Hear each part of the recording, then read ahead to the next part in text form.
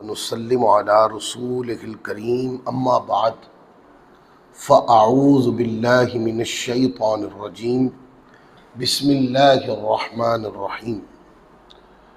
या साहिबल जमाल व या सय्यदल बशर मिन वजहिकल मुनीर लक़द नुव्विरल क़मर ला युमकिनुस सनाउ कमा कान हक़्क़ुहु बादस खुदा बुजुर्ग तुई क़िस्सा मुख्तसर। अल्लाह रब्बुल इज़्ज़त का शुक्र है जिसकी तौफ़ीक ने हमें आज इस बाबरकत मजलिस व महफ़िल में इकट्ठा किया है। इस पर हम अल्लाह रब्बुल इज़्ज़त का शुक्र अदा करते हैं। आज का जो मौजू है, चूँकि बड़ी 11वीं शरीफ कल रात गुज़री है, आज 11वीं शरीफ का दिन है और हमारा अरसे दराज से आपने देखा यहाँ खिताबत हो रही है, तो आपने ये बात महसूस की होगी कि हम जो मौजू बयान करते हैं बहुत कम वो रिपीट होता है। कोशिश ये करते हैं कि नए मजमून के साथ गुफ्तगू की जाए। शेख अब्दुल कादिर जिलानी रहमतुल्लाह अलैह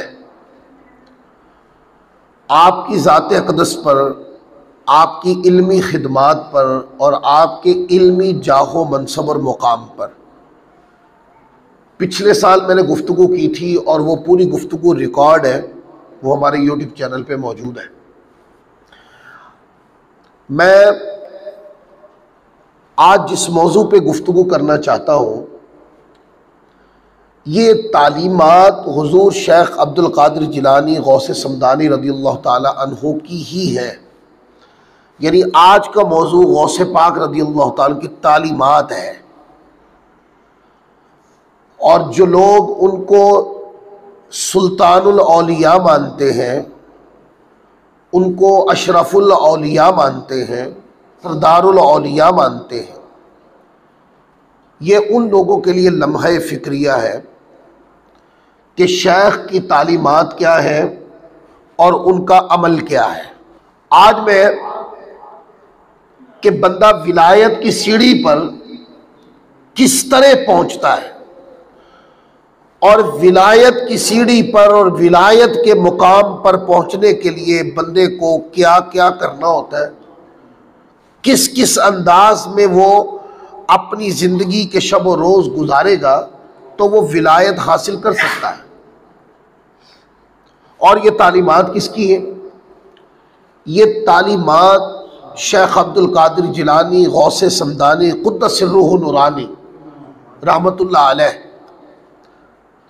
आपकी तालीमात है। आपसे एक सवाल हुआ, मुजाहदा बोलते हैं कोशिश करना, मेहनत करना और अपनी जान को खर्च करना, वक्त देना, मुशक्क़त करना। किस चीज़ में?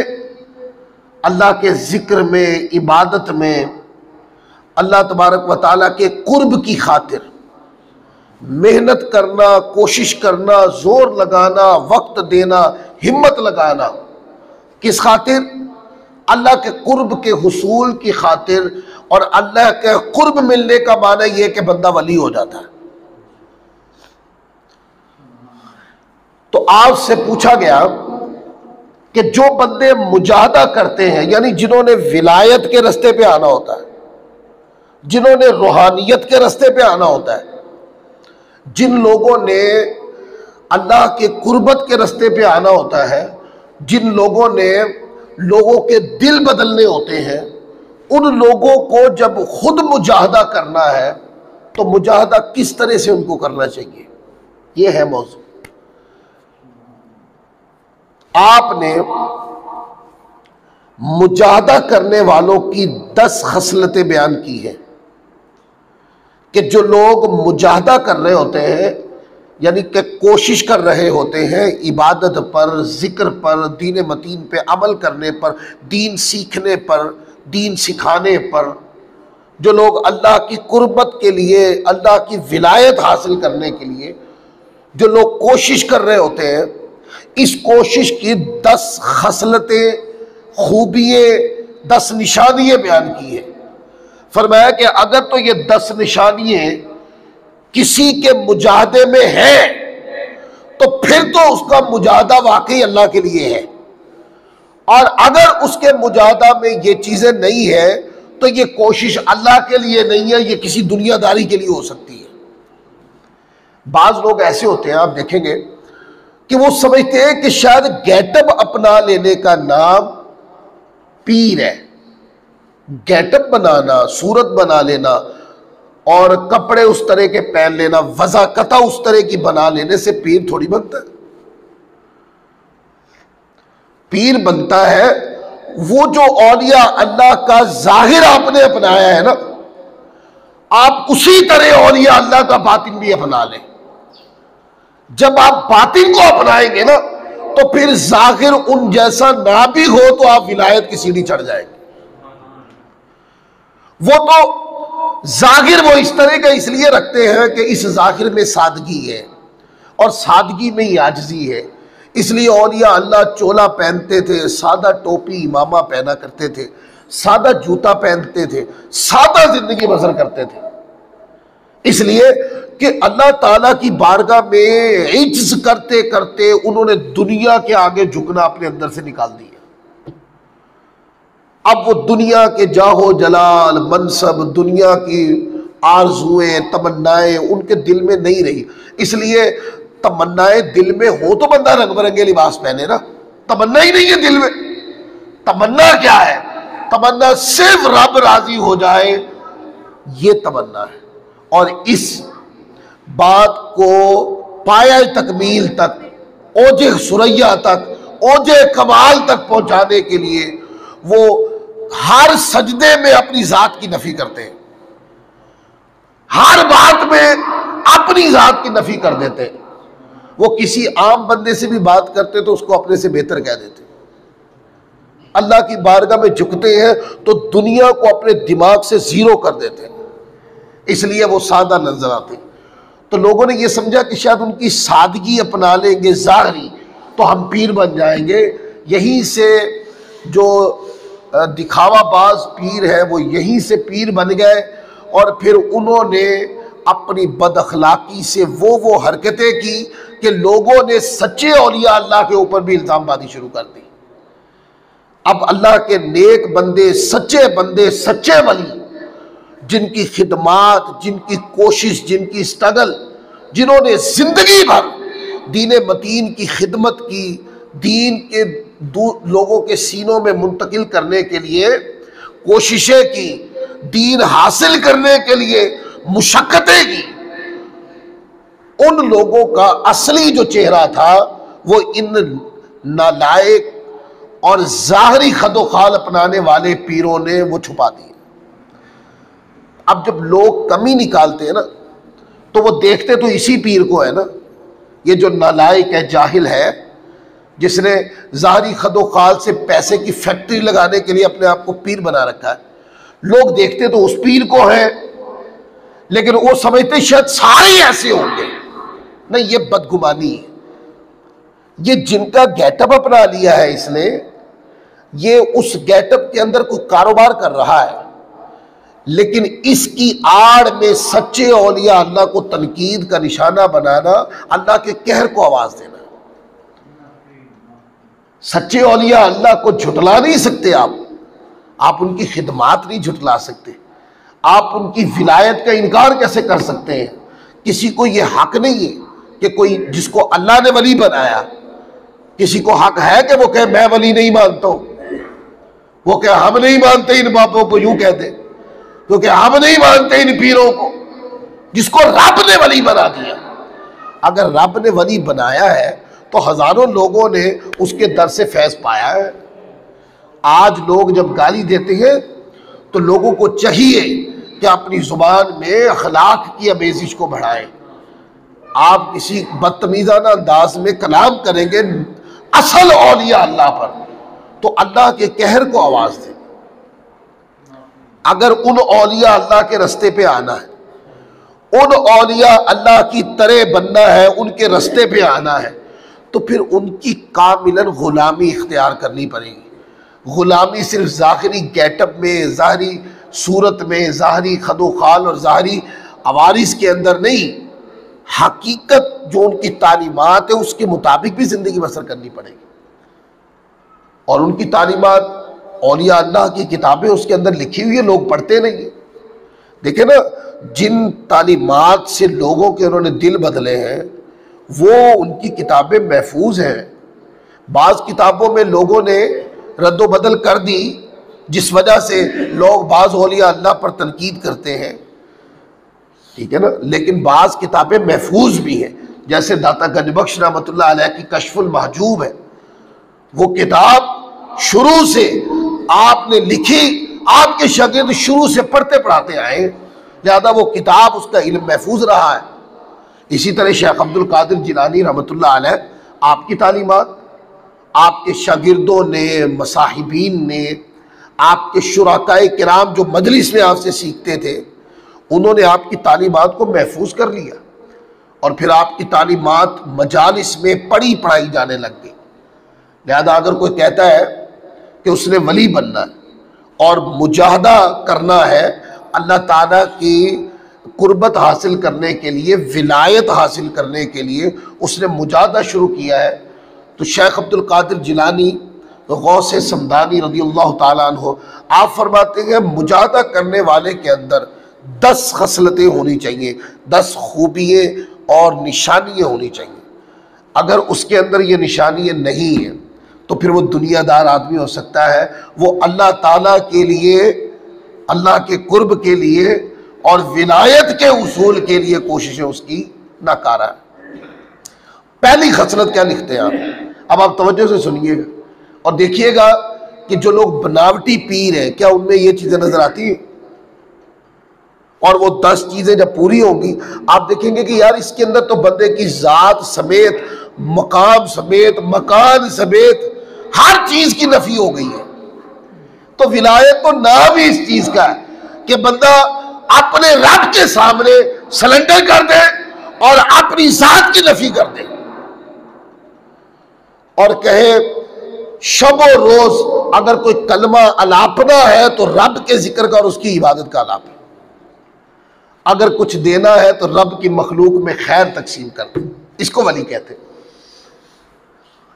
तो पहली खसलत आप लिखते हैं, आप कहते हैं कि जो मुजाहदा के रास्ते पे होता है ना, जिसने इबादत का रास्ता इख्तियार किया होता है, उसकी पहली निशानी ये है वो कसम खाने से बचता है, वो दावे नहीं करता।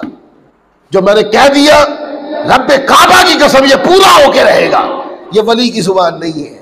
वली तो आजिज़ी इंकिसारी से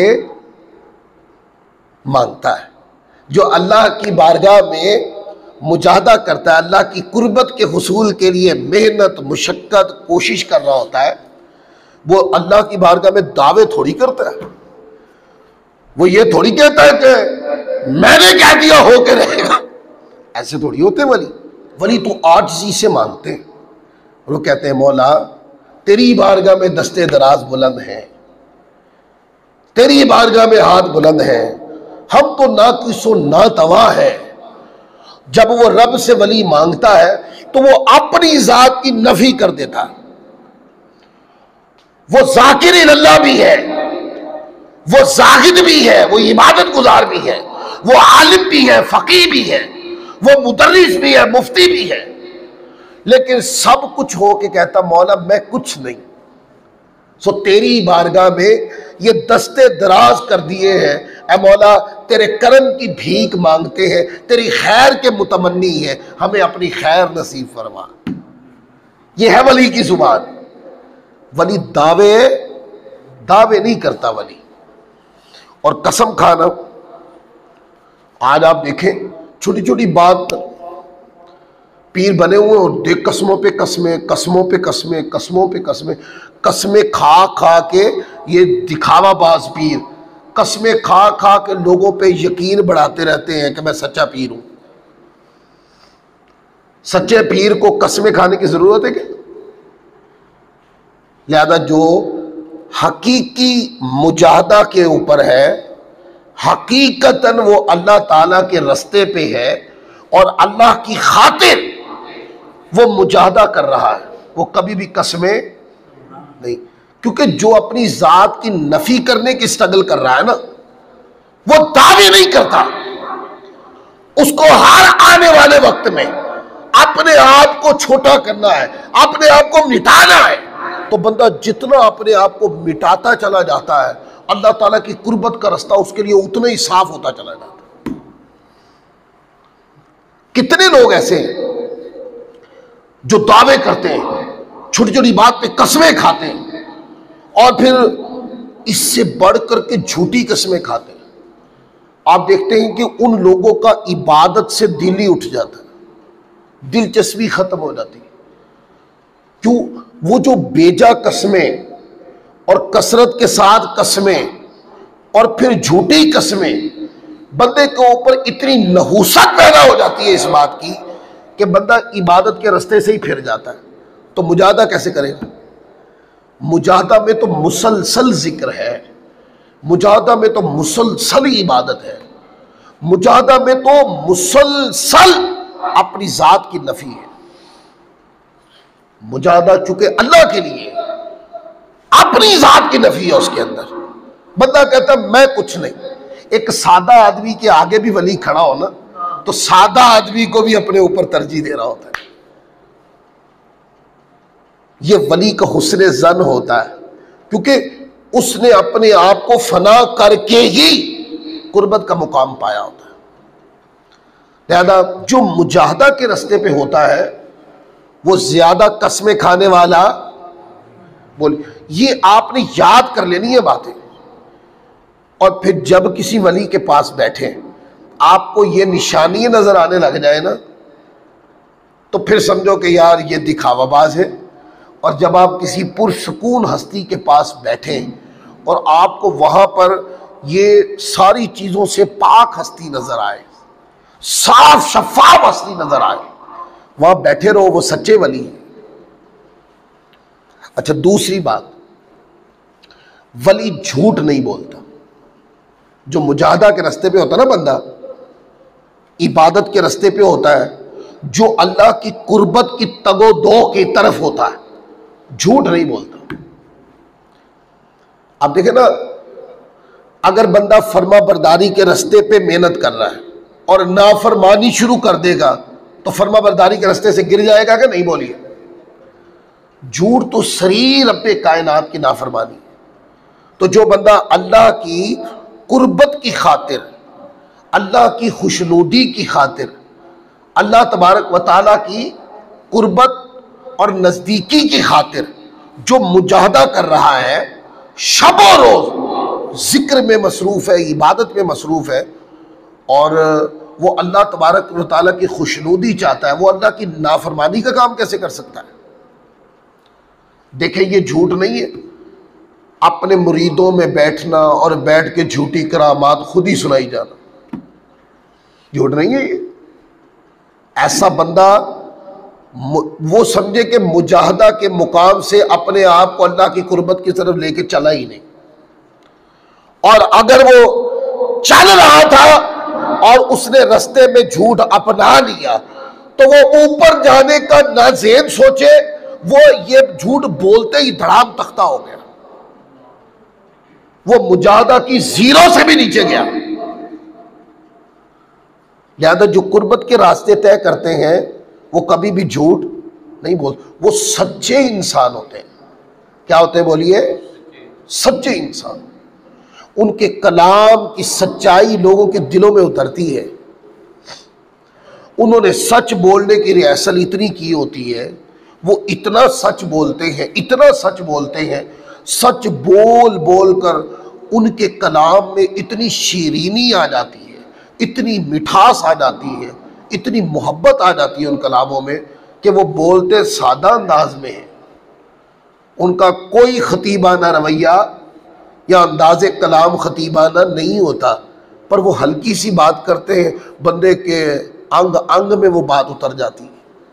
उसकी वजह उनका कलाम अगरचा छोटा, लेकिन उस कलाम के अंदर सच्चाई की पाकीज़गी इस तरह मोजज़न है, इस तरह सच्चाई मोजज़न है, और इतना पाक कलाम है, और उन्होंने अपने कलाम में सच्चाई की इतनी जिंदगी में हासिल की है कि कलाम को सच्चाई की इतनी बरकत नसीब हो गई है कि छोटी सी बात करते हैं तो दिल में असर करती है।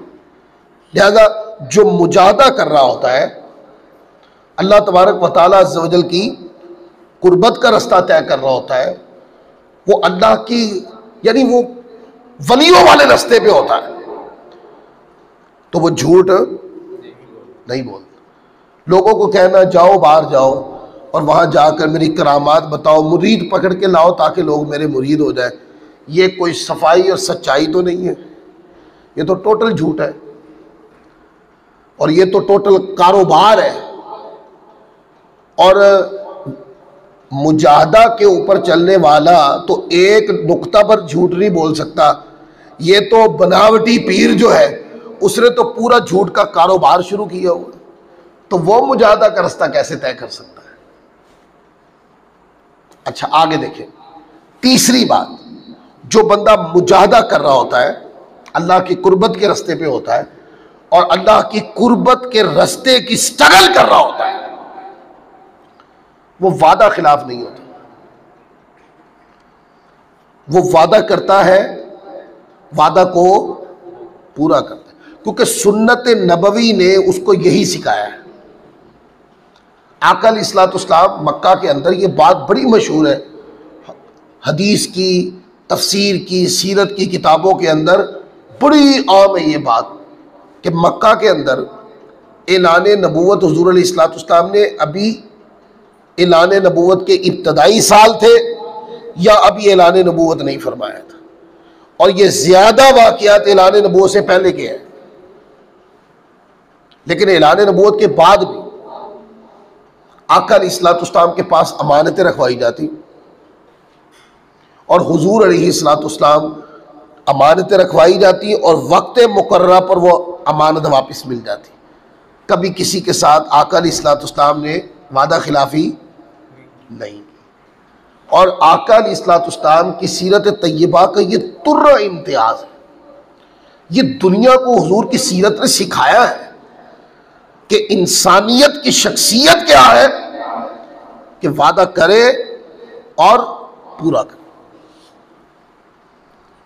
वो वाकया शायद आपको याद होगा कि किसी यहूदी के साथ किसी बात पे वादा हो गया था और वो वक्त अभी आया नहीं था, और वक्त से पहले उस गैर मुस्लिम यहूदी ने मुतालबा शुरू कर दिया और मुतालबा के साथ तबर्रा भी शुरू कर दिया। अभी जिस दिन का वादा है वो दिन अभी आगे आना है। जब आपका वादा उस दिन का हुआ है तो आप मुतालबा भी उस दिन करेंगे अगर आपको मुतल्लिका चीज नहीं मिलती, और अगर वो दिन आया ही नहीं है तो मुतालबा करने वाले को ही गलत कहा जाएगा, इसको कोई वादा खिलाफी नहीं कहता।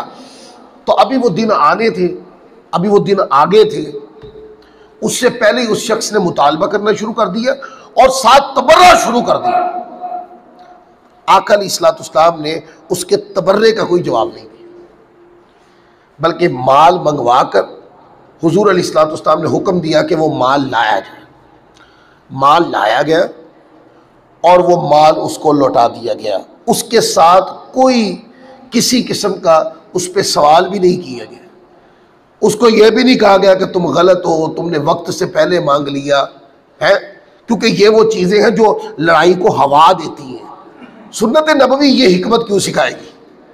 दे दिया उसको, और जब वो मांग रहा था तो सैयदना फारूक आज़म रज़ियल्लाहु तो जो इश्क मुस्तफ़ा में हर वक्त तर रहते थे, जब हुजूर अलैहिस्सलाम पे भेजा सवाल कसा तो आप जुनून इश्क के अंदर आप तो कुछ और शायद कर देते, लेकिन आपने गुस्से के साथ उसको देखा, उसको गुस्से के साथ देख लिया। तो क्योंकि गुस्से के साथ देखा तो आका अलैहिस्सलाम ने जो वादा के मुताबिक खजूरें बनती वो तो दे दी वक्त से पहले उसके गलत मुतालबे के ऊपर, लेकिन थोड़ी ज्यादा दे दी। उसने कहा ये तो ज्यादा है, ये तो मेरी नहीं है। तो फरमाया कि फारूक आज़म रज़ियल्लाहु ताला अन्हु ने तुम्हें सख्ती से देखा तो तुम परेशान हो गए तो तुम्हारी दिली खुशी के लिए ज्यादा दे दी है। तो हुजूर की सुन्नत तय्यबा ने कभी खिलाफ वर्जी नहीं सिखाई, वादा खिलाफी कभी नहीं सिखाई। तो जो अल्लाह की कुर्बत का रास्ता तय कर रहा होता है वो वादा खिलाफ पीर कैसे हो सकता है? पीर वादा खिलाफ नहीं हो सकता। अच्छा, उसकी सूरतें, आपको पता है कि वादा का दिन आ रहा है और आप उस वक्त में वो चीज़ नहीं लुटा पाएंगे, तो फिर उसकी सूरतें आप वक्त से पहले उनके पास चले जाएं और उनको अपना उज़र पेश करें। अगर वो अपनी खुशी से उज़र कबूल कर लें और मिकदार यानी अय्याम बढ़ा दें तो ये भी वादा खिलाफी नहीं। और अगर आप कहें कि उज़र पेश करें और सामने वाला कहे कि नहीं मुझे तो फौरन चाहिए, तो फिर आप कहीं से भी इंतज़ाम करें, वादा का दिन आने पर वादा खिलाफी नहीं होनी चाहिए। तो जो वलियों के रास्ते पे चल रहा होता है, जो अल्लाह की कुर्बत के रास्ते पे चल रहा होता है, वो शख्स कभी भी वादा खिलाफ नहीं होता। लिहाजा जिस पीर में वादा खिलाफी देखे उसको दुनियादार बंदा कह ले। यार क्या जरूरत है उसको पीर कहने की? क्या मतलब मोर लग गई है कि उसको पीर साहब के अलावा बुला नहीं सकते? आप उसको आम बंदा कह ले, आम दुनियादार बंदा कह ले। मुसलमान तो जाहिर है वो रहेगा ही ना, लेकिन अगर कोई कहना कि ये पीर है, नहीं, ये रहबर तरीकत नहीं हो सकता।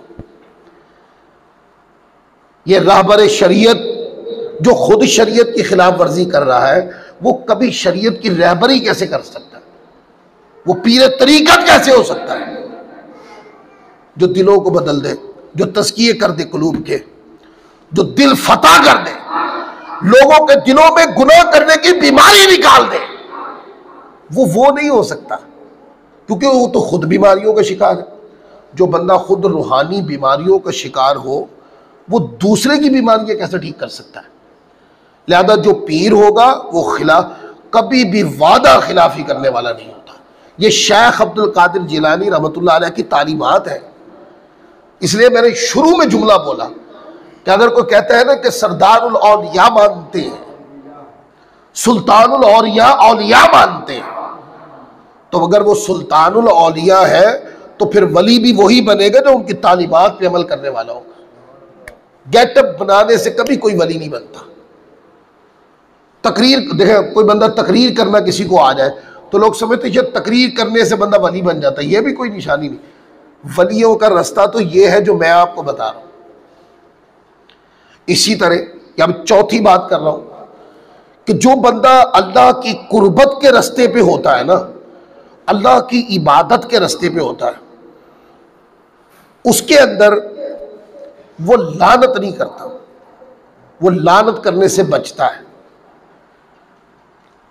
और अगर एक मिसाल है, आप देखें कि कोई पीर कहलाते अपने आप को मुर्शद पाक बनाया हुआ है और अपने मुखालिफिन के ऊपर शब व रोज लान तान करते हैं, तो भाई वो आम आदमी होगा, वो पीर नहीं हो सकता, क्योंकि लानत करने से शरीयत ने मना किया।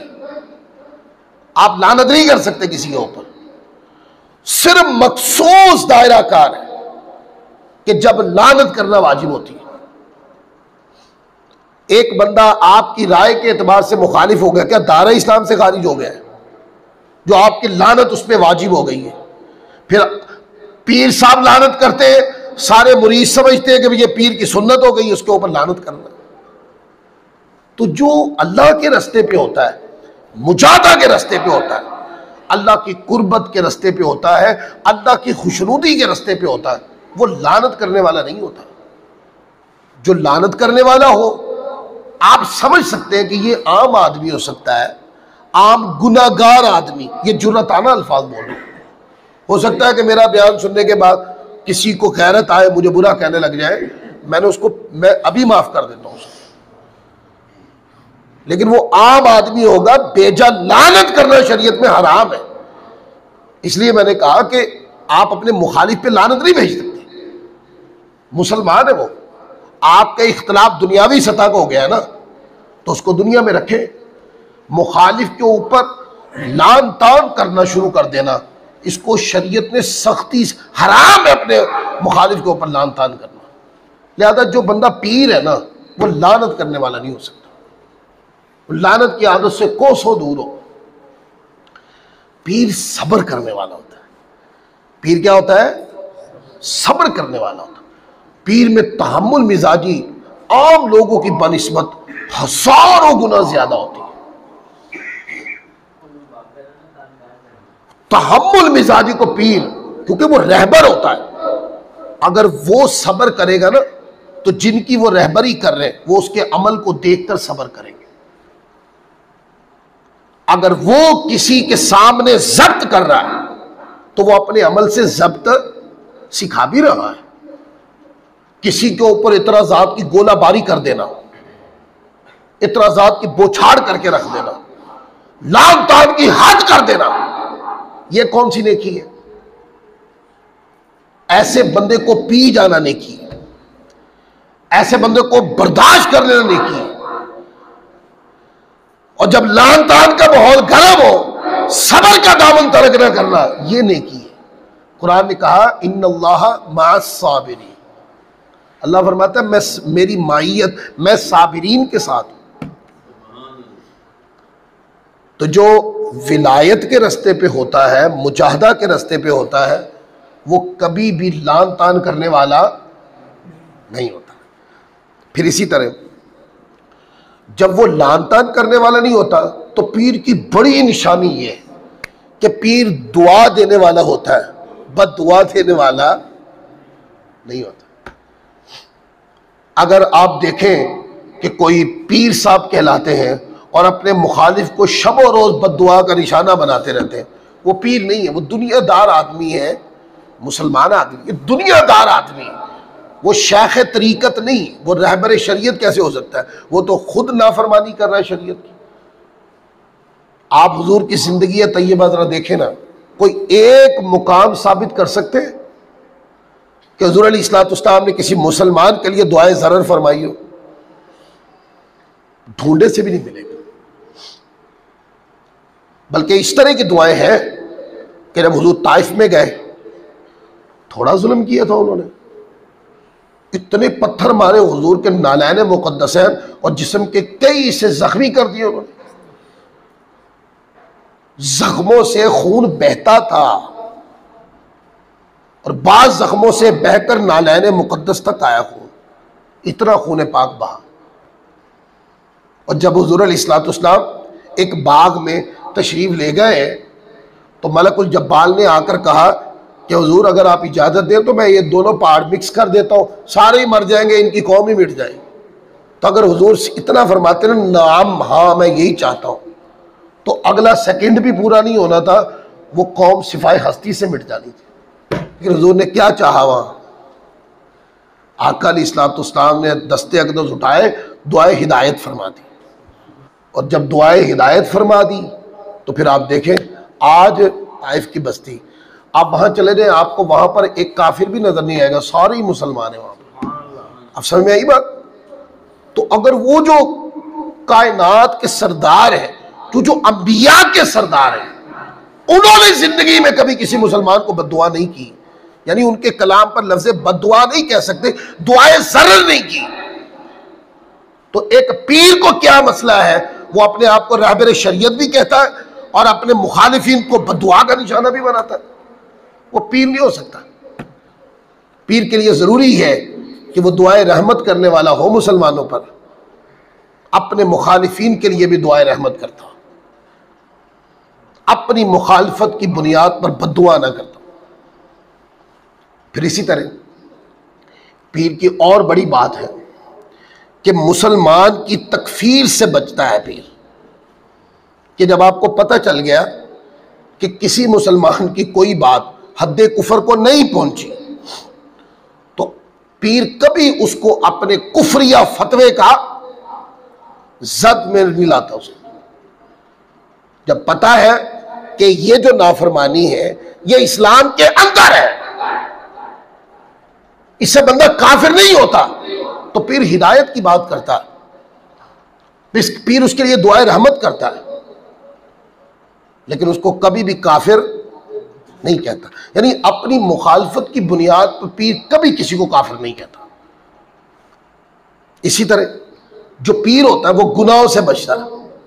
और अगर कोई बंदा अपने आप को पीर कहे और आपको पता चल रहा है कि वो गुनाहों के सैलाब में बह रहा है, तो पीर का तो माना ही ये है, मुर्शिद तो कहते ही उसको है कि जो आम लोगों को गुनाहों से निकाल के ले आए, जिसकी तरबियत बंदे को गुनाहों से दूर कर दे, जिसकी तरबियत से बंदे को गुनाहों से नफरत हो जाए, उसको पीर कहते हैं। और अगर पीर खुद गुनाहगार हो, गुनाह के कामों में हो, हराम हलाल का फर्क ना करता हो, और ऐसे लोगों के साथ उस पीर का मेल जोल है कि जो खुद हराम कमाते हैं और पीर उनसे लेके खाता पीता है, तो फिर वो रहबर शरीयत कैसे हो जाएगा? वो पीर नहीं है। पीर की सब पहली निशानी वो गुनाहों से बचता होगा, और जो उसकी सोबत में बैठेगा वो उसको सबको गुनाहों से बचाएगा। इसको पीर कहते हैं। कमाल उन लोगों के ऊपर हैरत होती है कि जो लोग जानते हैं कि फलां अमल का नाम गुनाह है और पीर साहब और मुरीद साहब दोनों उसमें शामिल हैं। एक मिसाल दे दूं, आका अलैहिस्सलाम ने अपनी पूरी जिंदगी के अंदर किसी भी खातून को हाथ से बैत नहीं किया। कोई बंदा 1400 साल का इल्मी जखीरा पढ़ ले, वो ये नहीं दिखा सकता जिंदगी में कभी हुजूर अलैहिस्सलाम ने किसी भी सहाबिया को, किसी भी खातून को आपने हाथ से बैत नहीं किया। जैसे बैत रिजवान हुई, आप देखते हैं सहाबा किराम हुजूर के हाथ में हाथ देते थे। मुख्तलिफ मुकामात पर हुजूर अलैहिस्सलाम ने नेकी पर वादा लिया ना। ये जो हम बैत करते हैं इसको बोलते हैं बैत तरीकत। बैत तरीकत का माना होता है नेकी करने के आज़म पे बैत लेना, गुनाह से बचने पे बैत लेना है। तो हुजूर अलैहिस्सलाम ने इस तरह की बैत कई मुकामात पर हुई है, लेकिन जिंदगी में साबित नहीं। आज कोई पीर किसी खातून का हाथ पकड़ के बैत करे तो ये लानत नहीं तो और क्या है? ये गुनाह नहीं तो और क्या है? ये जायज नहीं है, ऐसा होता नहीं है। और अगर हम अपने मीडिया को देखें तो जिस तरह की चीजें मीडिया पे आती हैं, और व्हाट्सएप के जरिए मेरे दोस्तों ने कई चीजें मुझे दिखाई, ये तो बहुत छोटी बात बताई है जो मैंने आपको बताई है। जिन्होंने अपना नाम पीर मुर्शिद रखा हुआ दिखावाबाज, वो तो इस हद से कहीं आगे गुजर गए। पूरी पीर अपनी मुरीदनियों के घरों में जाकर रहता हो, उनको हाथ से पकड़ के बैत करता हो, बेपर्दा सामने बिठाकर उनकी तरबियत करता हो, तो उस पीर को तो खुद तरबियत की जरूरत है। वो रहबर शरीयत कैसे हो गए? उसका अमल शरीयत के खिलाफ है। दोस्तों वो पीर नहीं है, उसको तो तरबियत की जरूरत है। और ऐसे लोगों को, मुर्शिद मानने वालों को भी अपनी अकल का इलाज करवाना चाहिए। मुर्शिद एक रहबर होता है। आप देखते हैं माँ बाप की मिसाल ले लें, बच्चों के ऊपर माँ बाप एक रहबर होते हैं कि नहीं? हर गलत जगह से टोकते हैं, अच्छी जगह पे लगाने की कोशिश करते हैं। पीर भी ऐसा ही होता है। उसके संगत में जो आके बैठता है वो गुनाहों से रोकता है, अच्छाई की तरफ उनकी तरबियत करता है। तरबियत के मुख्तलिफ मराहिल, मुख्तलिफ अंदाज होते हैं, जिससे शरीयत की पाबंदी करवा कर पीर आम बंदे को अल्लाह ताला का नेक बंदा बना देता है। और अगर पीर खुद बीमारियों का, नाफरमानियों का, गुनाहों का शिकार हो, दूसरे को तो वह इस तरफ नहीं लगा सकता। इसलिए कहा कि जो पीर होता है वो गुनाहों से बचता है, गुनाह नहीं करता पीर, हत्तल इम्कान अपने आप को गुनाहों से बचाता है। फिर इसी तरह जो पीर होता है वो मखलूक को मुशक्कत में नहीं डालता। ये शेख अब्दुल कादिर जिलानी रहमतुल्लाह अलैह की तालीमात पढ़ रहा हूं। मुरीदों को मुशक्कत में नहीं डालता। हमारे यहाँ तो जो बनावटी पीर होते हैं, मुरीद आते हैं, मुरीदों को पास बिठाते हैं, दोबारा आने के लिए बड़े बड़े हदम मुकर्रर हो जाते हैं। आपके जिम्मे ये काम है, आपने मेरा फला काम करना, आपने ये काम करना, आपने वो करना, आपने ये करना, आपने वो करना। ये जो मुरीद पीर मुरीद आए हैं, पीर साहब से पूछा जाए ये नौकर ने सारे, तुम्हारा ये काम करे वो काम करे, आपको अल्लाह ने क्या जिम्मेदारी दी है? वो आपके दिमाग से गाफिल क्यों हो जाते हैं आप उससे? आपको जो जिम्मेदारी शरीयत ने मुकर्रर की है, इनकी रहबरी की है, इनको नेकी की तरफ लगाना है, इनको बुराई से बचाना है। आप दुनियावी माल उनके जिम्मे लगा देते, मेरे घर की फलां चीज लेते आना, मुझे फलां प्लाट चाहिए, मुझे फलां गाड़ी चाहिए, मुझे फलां चाहिए। ये क्या है? आम लोगों को मुशक्कत में डाल देना। तो पीर दीनी तालीमात पर भी अगर बात करता है तो वो भी इतना आसान करके बात करता है कि आम बंदे को लगता है कि यार मैं तो आसानी से अमल कर लूंगा। यानी पीर के लिए ये एहतियात है, जब वो मुरीदों की तरबियत करे तो मसले को इतना आसान कर दे कि आम बंदा कहे कि ये तो कोई मुश्किल काम ही नहीं है। और चे जहां के दुनियावी उमूर में मुरीदों को फंसा के रख देना। घर में मुरीद खाने के लिए हो या ना हो, पीर साहब की ख्वाहिश पूरी सजा के उनकी बारगाह में रखे जाकर। इनको कौन पीर कहता है? पीर ये नहीं होता। पीर की बारगाह वो होती है कि जब मुरीद आते हैं ना, पीर नवाज के भेजता है, दे के भेजता है। ये जो कहना कि ये लाना वो लाना, ये चाहिए वो चाहिए, ये चाहिए वो चाहिए, ये तो दुनिया की बीमारी जब पीर को लड़ गई है। देखिए, कोई मुरीद अपने शौक से, या मैं दूसरी बात करने लगा, कोई मुरीद अपने शौक से, अपनी मोहब्बत से, कुछ कहे बगैर, उसका दिल किया वो कोई चीज लेके चला गया, तो कोई तोहफा लेके आया है तो तोहफा कबूल करने में हर्ज नहीं होता, पर तोहफा जायज नीयत और जायज मकासद के लिए होना चाहिए। हर्ज नहीं है कहना कि ये लेके आना, इसके बगैर इतने मड़ी ना, ये गलत बात है। तो जो पीर होता है वो मखलूक को मुशक्कत में नहीं डालता, पीर रहमत ही रहमत होता है, पीर नवाजता ही नवाजता है। पीर को दुनिया की कोई लालच नहीं है, उसको सिर्फ एक लालच है, जो मेरे पास आके बैठा है ना, इसको मैंने अपने जैसा बनाना, ये है पीर को लालच। फिर इसी तरह जो पीर होता है वो लोगों से बेतमा होता है, उसको लोगों से कोई तमा नहीं होती। कौन माड़ा है, कौन ज्यादा पैसे वाला है, उसको इसकी कोई परवाह नहीं, लिहाजा उसको लोगों से कोई तमा नहीं होती। कोई पीर हो और उसकी नजर किसी मुरीदों की जेब पर हो, यह पीरी मुरीदी नहीं है, यह दुनियावी कारोबार है, पैसे टके का। पीरी मुरीदी नहीं है। पीरी मुरीदी तो अल्लाह की रजा का सौदा है, अल्लाह की इबादत का सौदा है, अल्लाह के जिक्र का सौदा है। लिहाजा पीर को लोगों से दुनियावी तमा नहीं होती। और आखिरी बात, पीर के अंदर आजिज़ी होती है। मुझे ऐसी भी वीडियोस किसी ने दिखाई हैं, दोस्त साहब आप भेजते रहते हैं, कभी व्हाट्सएप पे आई, तो एक पीर साहब थे, वो ऐसे स्टेज है, तो पीर साहब पीछे बैठे हैं, एक नात खान आया पढ़ने के लिए। अब वो जगह ही वहाँ है, तो उन्होंने बुलाया, तो जिसने बुलाया वो माइक रख के चला गया, दूसरा नात खान वहाँ आके बैठ गया, नात शरीफ पढ़ने लगा। तो पीर साहब ने पीछों मुक्का मारा, तो मेरी बेअदबी करा। ये केड़ा पीर है जिसके अपने अंदर इतनी कूट कूट के तकब्बुर भरा हुआ, वो यार वो दुनियादार आदमी हो सकता है, पीर नहीं दोस्तों हो सकता। मैंने आपको कहा पीर रहमत ही रहमत होता है। पीर के आगोश करम में आगे बंदा ऐसा समझता है मैं अपने माँ बाप के आगोश करम में आ गया। पीर की सोबत से ऐसा लगता है जैसे मैं अपनी माँ बाप की संगत में बैठा हुआ हूं। पीर इसको कहते हैं। और अगर तकब्बुर ही तकब्बुर हो, मेरे आगे कोई न चले, मेरे बराबर से कोई न चले, सारे मेरे पीछे चलन।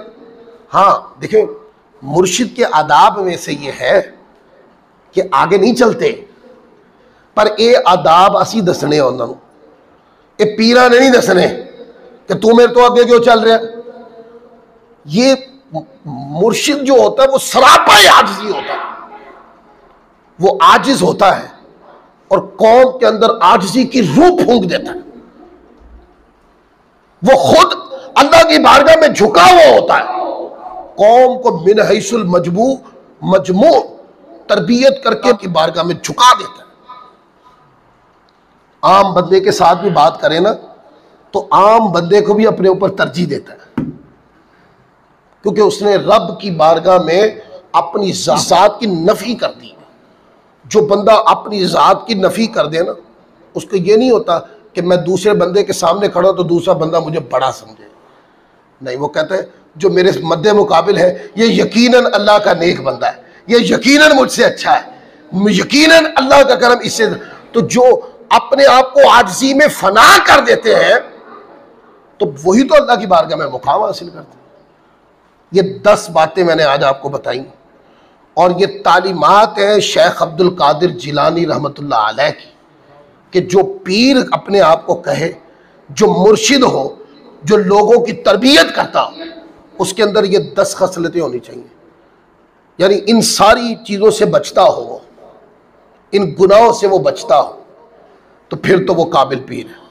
और अगर इन 10 में से कोई एक भी बीमारी बाएतबारे उन्वान नाफरमानी की एक भी बीमारी उसको लगी हुई ना, तो दोस्तों उसको उठा के आईसीयू में लेके जाना चाहिए। मतलब उसको खुद उठा के किसी काबिल नेक आदमी की सोबत में बिठाना चाहिए। उसको बीमारी लग गई है बहुत बड़ी, वो नहीं किसी की और की तरबियत कर सकता।